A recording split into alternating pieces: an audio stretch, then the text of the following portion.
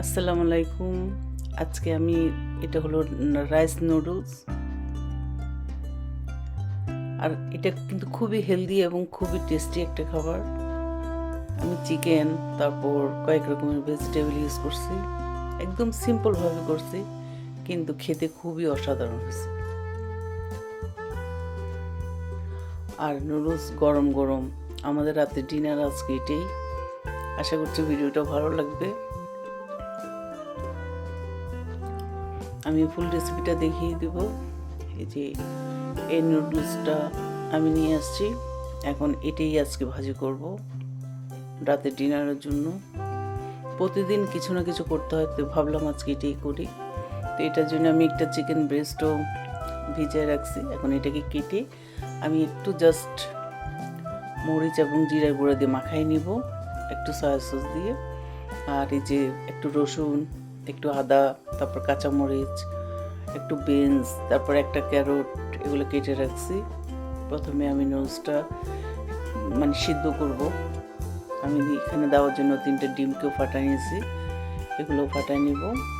আর এই নুডলসটা কিন্তু খুব একটা অন্যান্য নুডলসের মতো সিদ্ধ করা যাবে না। এটা হলো জাস্ট পানি দিয়ে জাস্ট বেশি না 2-3 মিনিট রাখতে হবে, এরপর এটা ড্রেন করে ফেলতে হবে। আর বেশি নরম হয়ে গেলে কিন্তু এটা গলে যাবে, এটাও মাথায় রাখতে হবে।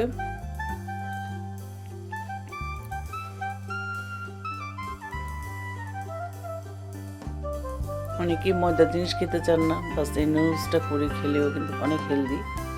আমি ডিমগুলোকে একটু ভেজে নিচ্ছি,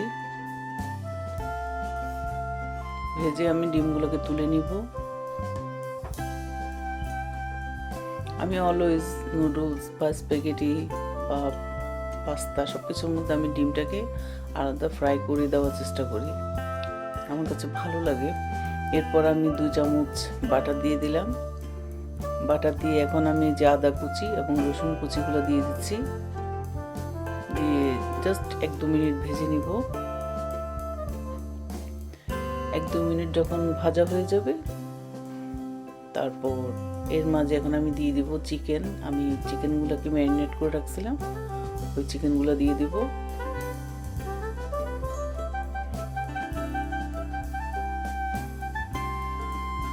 বাস এখন আমি ঢাকনা দিয়ে চিকেনগুলোকে একটু বয়েল করে নেব।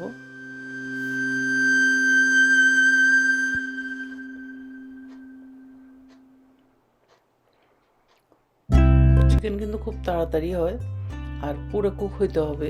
চিকেন কিন্তু কাঁচা আবার খাওয়া যায় না। এই যে আমি 2-3 মিনিট পর মোটামুটি আমার চিকেনগুলো হয়ে আসছে।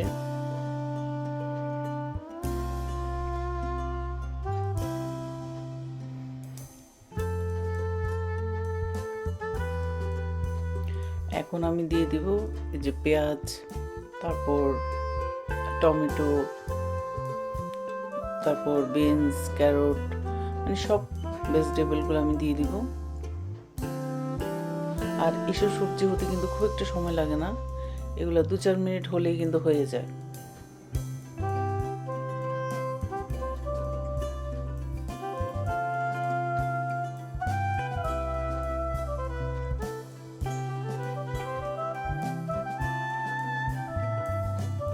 তারপর এখন আমি দিয়ে দিচ্ছি 1/2 কাপ দুধ, কারণ ক্রিমি একটা টেক্সচার হলে আমার কাছে ভালো লাগে। তারপর দিয়ে দিচ্ছি 1 টেবিল চামচ সয়া সস। তারপর এখন দিয়ে দিব আমি সিসিমি অয়েল, তাও 1 চামচ।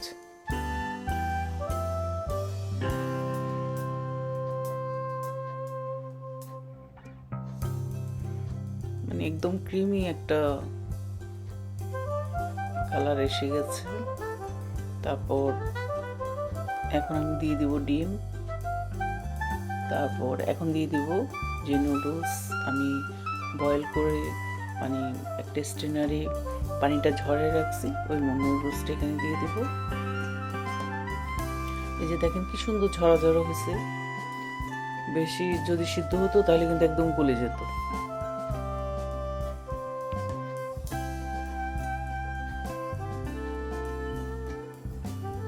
আর অনেকেই নুডলসের মধ্যে টেস্টিং সল্ট ইউজ করেন বা সুগার ইউজ করেন, আমি কিচ্ছু ইউজ করি না, এমনিতেই অনেক টেস্ট হয়।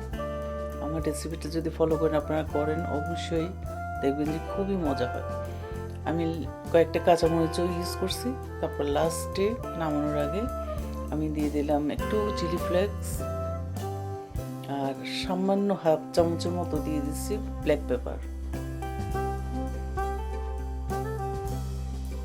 বাস, আমার রান্নাটা কমপ্লিট। আর আমি টেস্টও দেখছি, খুবই মজা হয়েছে। মানে আর কিচ্ছু লাগবে না, শুধু এটা দিয়েই আপনি রাতের ডিনারটা করে ফেলতে পারবেন। এই যে আমি সার্ভ করে নিয়েছি। আশা করছি ভিডিওটা ভালো লাগবে। ভালো লাগলে অবশ্যই লাইক করবেন, শেয়ার করবেন, আমার চ্যানেলকে সাবস্ক্রাইব করবেন এবং আমার ফেসবুক পেজকে লাইক করবেন। আজকে এই পর্যন্তই। নেক্সট ভিডিও দেখার আমন্ত্রণ রইল। আল্লাহ হাফিজ।